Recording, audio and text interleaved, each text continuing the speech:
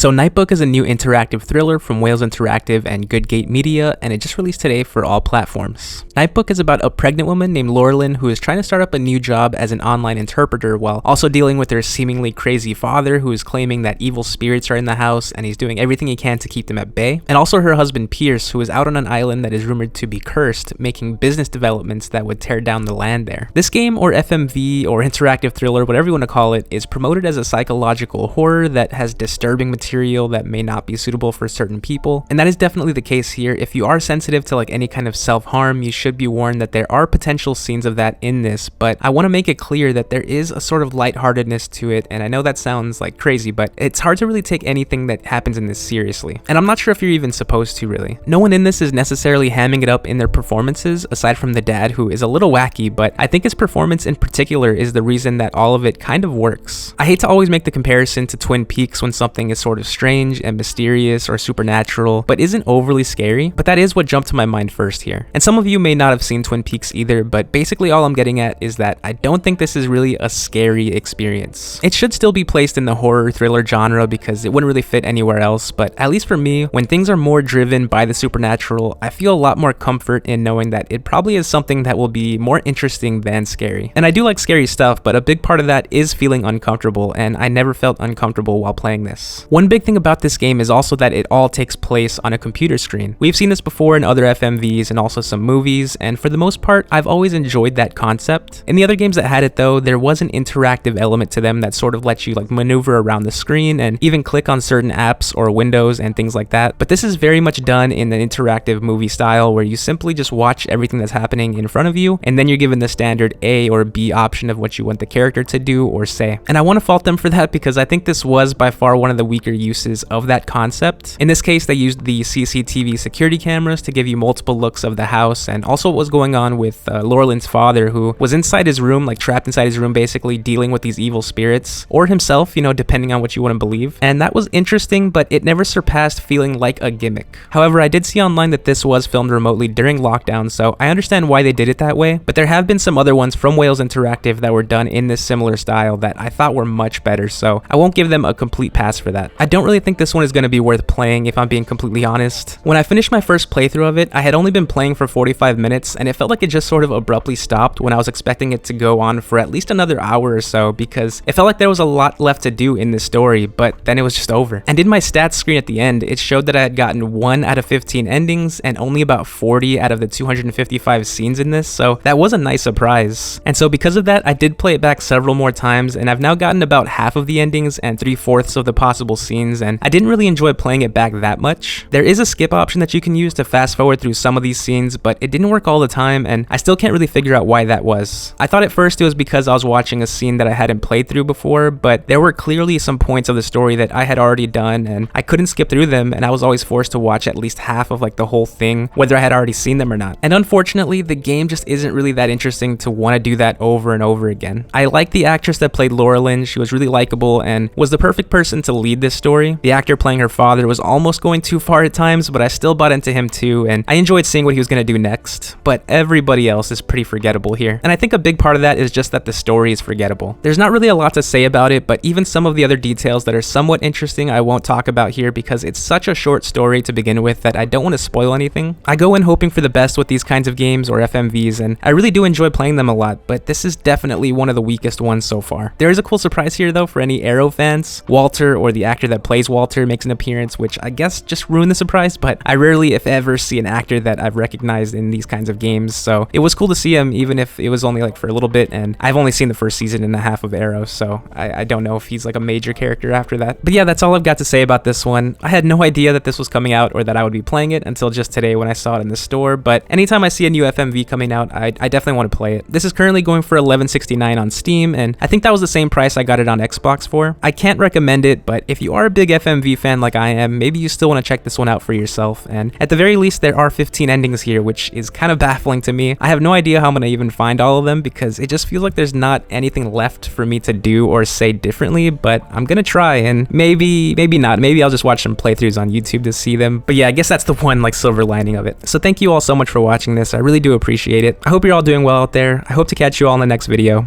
and until then, everybody, take care.